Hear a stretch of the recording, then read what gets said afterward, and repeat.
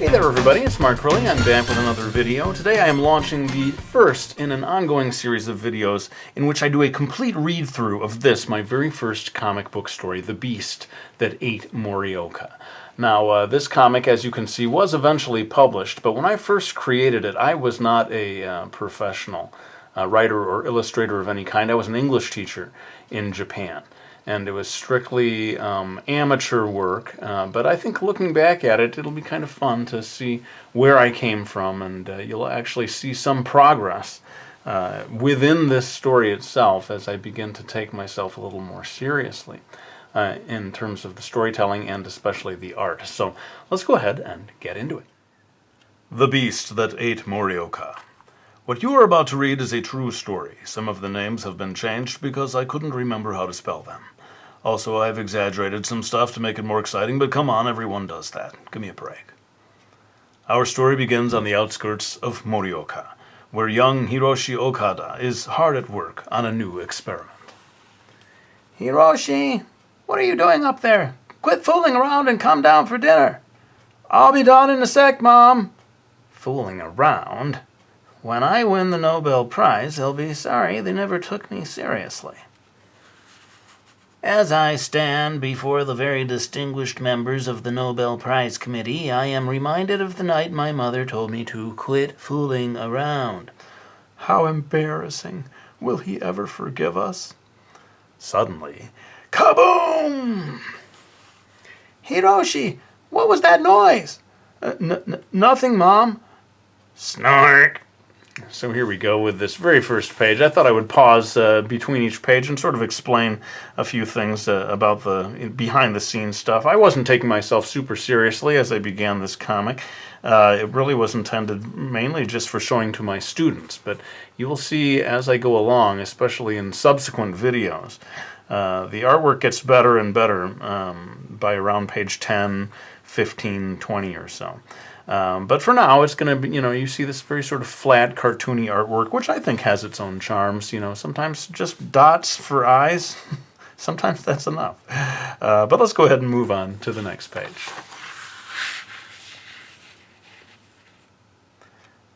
Part 2. Hiding his new creation under his kotatsu, Hiroshi hurries downstairs for dinner.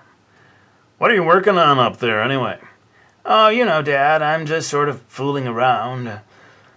Later that night, Hiroshi discovers that the strange new animal has quite an appetite. He searches his room for nourishing food.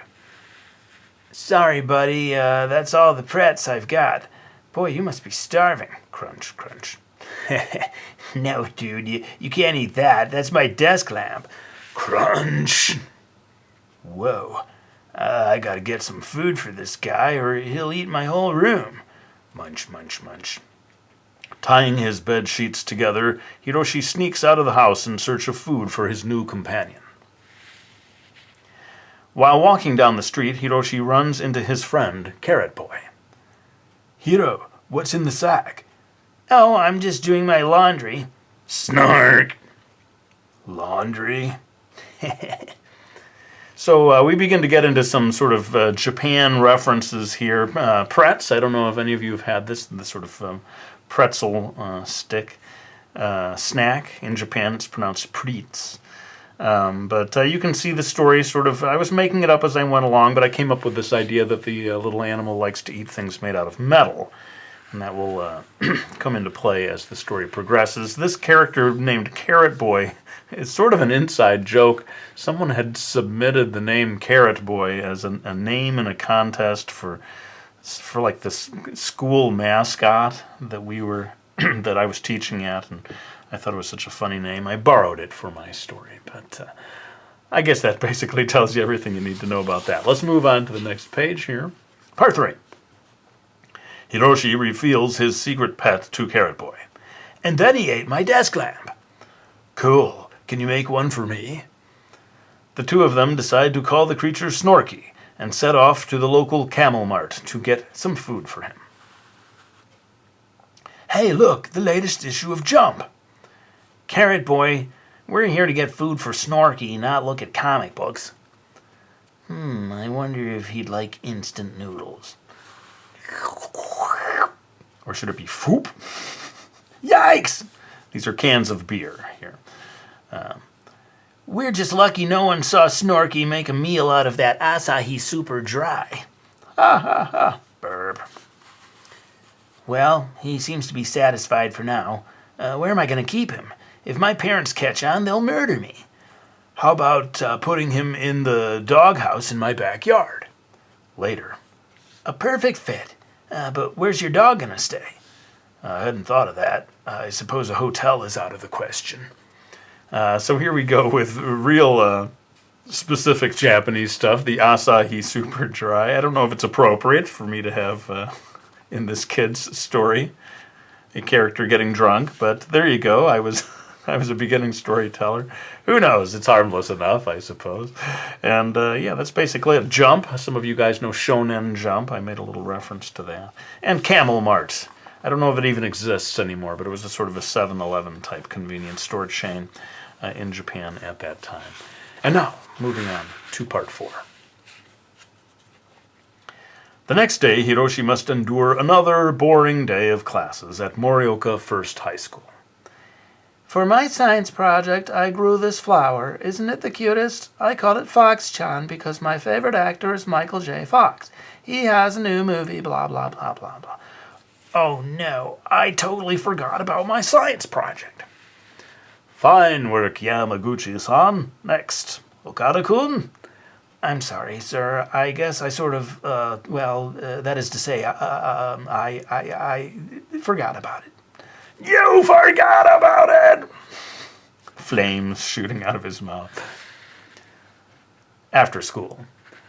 Boy, Mr. Takeda really lit into you today. Yeah, but he doesn't know a thing about science. How many animals has he invented? Come on, let's go see how Snorky's doing. I'll bet he's pretty hungry by now. How you doing, Snorky? You don't seem to be hungry at all. Is it just my imagination, or is he bigger today than he was yesterday? Hero, where'd my bicycle go? There's that classic sweat drops there. You can see maybe I started to put a little more time into something like this as I went along by the, the 4th page of my story. Interesting how old this is. Back in the early 90s, Michael J. Fox was still kind of a heartthrob. Basically, this is evidence of how long ago that I did this story. And beyond that, like this silhouette here is sort of an interesting technique, which I haven't done for a while, and it makes me curious to what it would be like to bring that back, just creating this very bold black and white image for a environment. Saves you from doing all the detail, doesn't it? But let's move on now to part 5, and this will probably be the last one that I do for this video. Realizing that Snorky is becoming too big to hide in the doghouse, the boys turn to the head of the agriculture department at Iwate University, Professor Takehito Watanabe. Now let me get this straight. You boys claim that you have an animal that was created by accident a couple of days ago.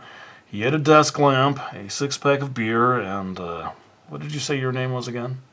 Carrot Boy. And Carrot Boy's bicycle. You're keeping him in a doghouse, but you want me to find him a place to stay because he's getting bigger and bigger. Is that right? Yes, sir.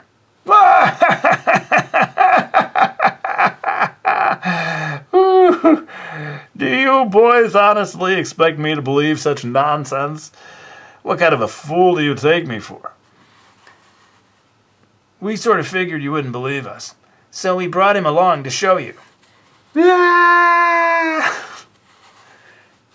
His heart's still beating. I think that means he's still alive. Snark! Maybe we should throw some water on him. And there you go with my last page for now. You can see the crazy cartoony style that I was going for, and I think it works for this particular story. I like how the ha-ha-has sort of dominate that frame.